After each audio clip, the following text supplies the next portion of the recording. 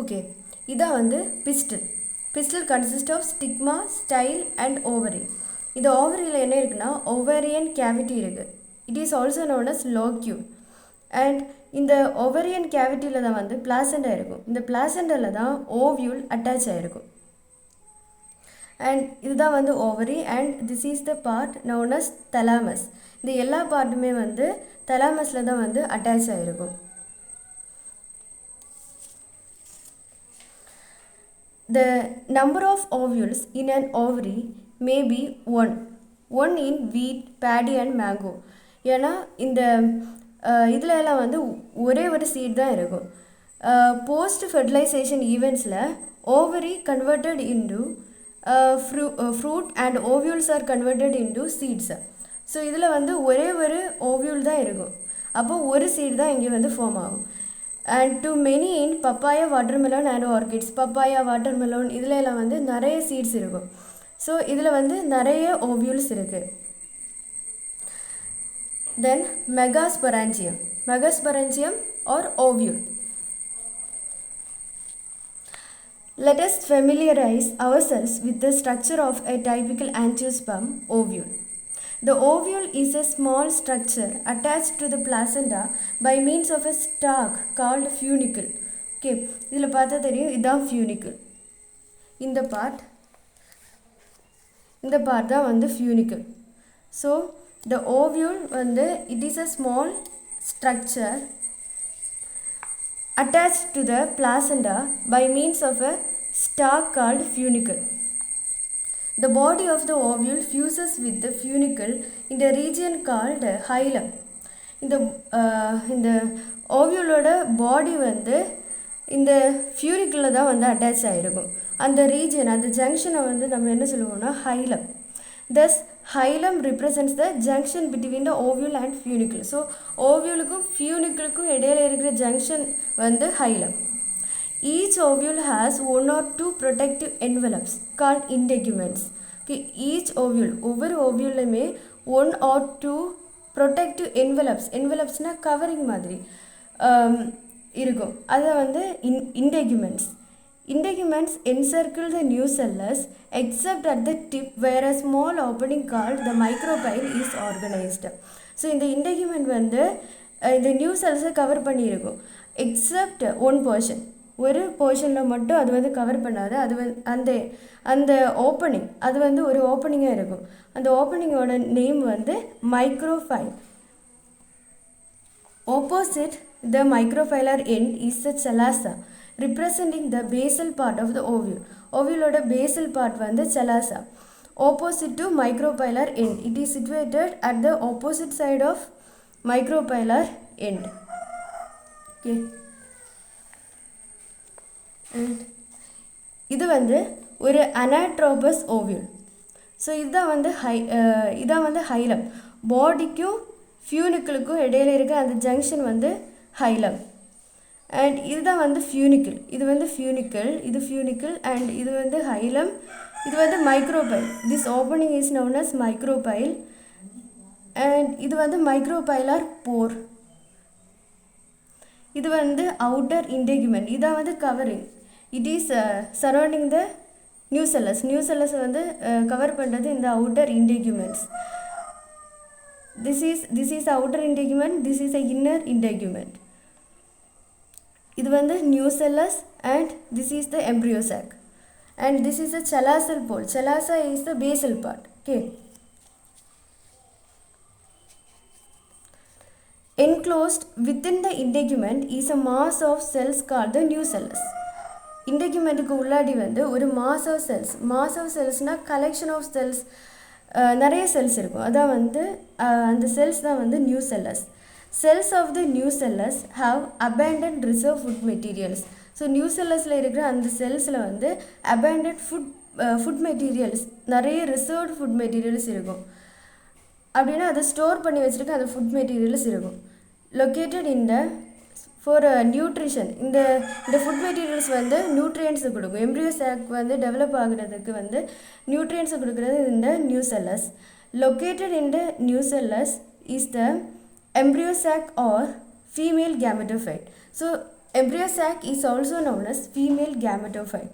Okay, and it is very important. Embryo sac is also known as female gametophyte.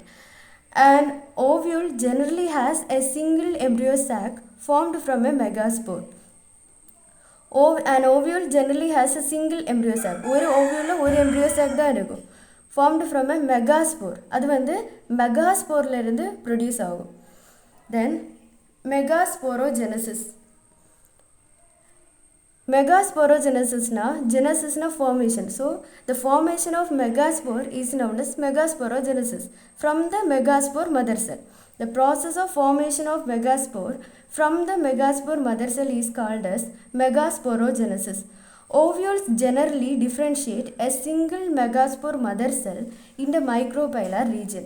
So ovule வந்து ஒரு single megaspore mother cell மட்டும் தான் வந்து differentiate பண்ணும்.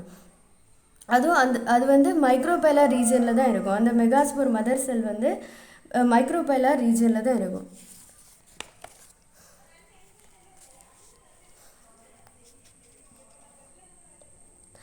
Of the nucellus. அந்த nucellus-ஓட micropylar regionல தான் வந்து அந்த megaspore mother cells இருக்கு.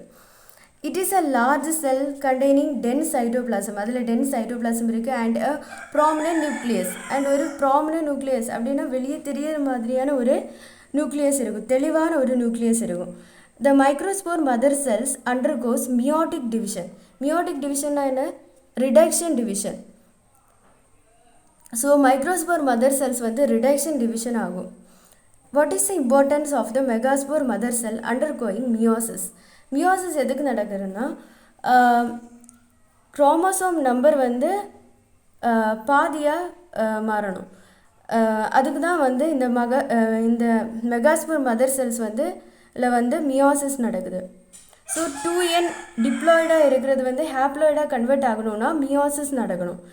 டிப்ளாய்ட்னா 2n நம்பர் ஆஃப் குரோமோசோம் வந்து ஹேப்ளாய்ட் n நம்பர் ஆஃப் குரோமோசோமாக கன்வெர்ட் ஆகணும். Meiosis result in the production of 4 megaspores.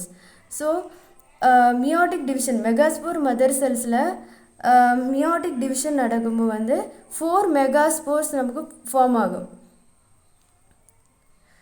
So female that அந்த 4 megaspore mother cells la ஒன்று தான் வந்து மெகாஸ்போரா இந்த ஓவியூல இந்த எம்ப்ரியோ சாக்கை வந்து ஃபார்ம் ஆகும். ரிமைனிங் 3 வந்து டீஜெனரேட் ஆகும். டீஜெனரேட்டில் அது வந்து இந்த மெகாஸ்போருக்கு வந்து இந்த ஓவியூல் ஃபார்ம் ஆகிற அந்த ஓவியூலுக்கு வந்து ஃபுட் ஆகிடும். தென் female gametophyte. In a majority of the flowering plants, one of the megaspore is functional, while the other 3 degenerate. ஒரு மெகாஸ்போர் தான் ஃபங்க்ஷனலாக இருக்கும், while the other 3 வந்து டீஜெனரேட் ஆகும். டீஜெனரேட்னா that 3 அது வந்து இதுக்கு ஃபுட் ஆகிடும். Only the functional megaspore develops into the female gametophyte embryo sac. அந்த functional megaspore மட்டும் அந்த tetrad form ஆன அந்த டெட்ராய்டில் இருக்கிற அந்த 4 செல்ஸில் ஒரே ஒரு மெகாஸ்போர் மட்டும்தான் வந்து ஃபங்க்ஷனலாக இருக்கும். மீதி 3 வந்து டீஜெனரேட் ஆகிடும். ஸோ அந்த ஃபங்க்ஷனல் மெகாஸ்போர் தான் female gametophyte, that is embryo சாக்காக வந்து டெவலப் ஆகுது.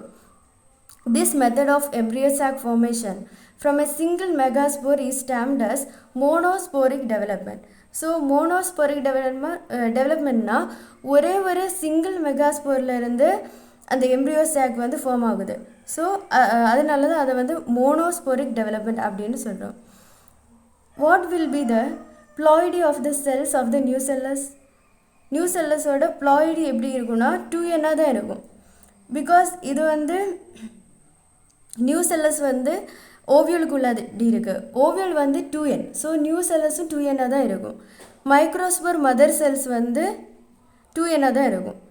தென் த ஃபங்க்ஷனல் மெகாஸ்போர்னா மெகாஸ்போர் மதர் செல்ஸ் வந்து மியோட்டிக் டிவிஷன் நடந்ததுக்கு அப்புறம் தான் இந்த மெகாஸ்போர் ஃபங்க்ஷனல் மெகாஸ்போர் எல்லாம் ஃபார்ம் ஆகும். ஸோ அது வந்து என்ன தான் இருக்கும். மியோசிஸ் நடந்ததுனால இந்த குரோமோசோம் நம்பர் 2n நம்பர் என்ன கன்வெர்ட் ஆகிடுச்சு.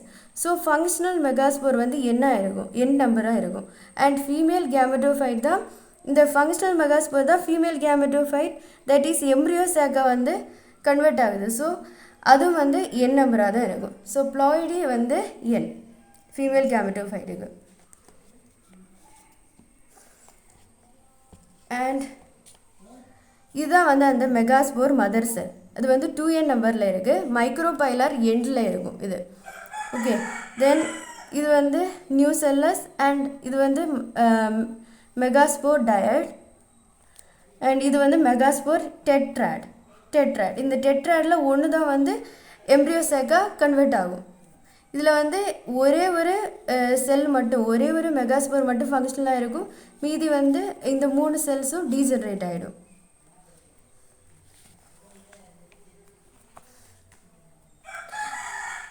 Let us study formation of the embryo sac in a little more detail. The nucleus of the functional megaspore divides mitotically to form 2 nuclei which move to the opposite poles. முதல்ல வந்து இந்த nucleus of the functional மெகாஸ்போரோட நியூக்ளியஸில் வந்து mitotic division நடக்கும். Mitotic டிவிஷன்னா equational division. So இது வந்து 2 நியூக்ளியை முதல்ல வந்து ஃபார்ம் பண்ணும். They move towards the opposite poles and forming the 2 nucleate embryo sac. So முதல்ல வந்து 2 nucleate embryo sac இருக்கும். 2 nucleate embryo sac. So இங்கே நம்ம வந்து பார்க்க முடியும். This is the ovule, not ovule, sorry, embryo sac. And இந்த எம்ப்ரியோ சாக்கில் வந்து 2 நியூக்ளியேட் கண்டிஷன். முதல்ல வந்து 2 நியூக்ளியேட் கண்டிஷன் இருக்குது. அதுக்கப்புறம் வந்து 4 நியூக்ளியேட் கண்டிஷன் ஃபார்ம் ஆகும். அப்படின்னா இந்த ஈச் நியூக்ளியஸ் இதில் இருக்கிற இந்த நியூக்ளியஸ் வந்து திரும்பவும் இதில் வந்து மைட்டோட்டிக் டிவிஷன் நடக்கும். ஸோ இது வந்து 2ஆக கன்வெர்ட் ஆகும், இது வந்து 2ஆக கன்வெர்ட் ஆகும். ஸோ அடுத்து வந்து 4 நியூக்ளியேட் கண்டிஷன் நமக்கு கிடைக்கும். அண்ட் லேட்டர் எகெயின் திரும்பவும் வந்து இந்த 2 செல்ஸும் வந்து மைட்டோட்டிக் டிவிஷனை பெர்ஃபார்ம் பண்ணி 8 நியூக்ளியேட் கண்டிஷன் வரும். அதான் இங்கே கொடுத்துருக்காங்க. 2 more sequential mitotic nuclear divisions result in the formation of the 4 nucleate and later the 8 nucleate stages of the embryo sac. It is of interest to note that these mitotic divisions are strictly free nuclear. Free nuclear na only அந்த nuclear division மட்டும் தான் இங்கே நடக்குது. செல் வால் formation நடக்கவே இல்லை. So இது வந்து free nuclear கண்டிஷனில் இருக்குது அப்படின்னு அர்த்தம்.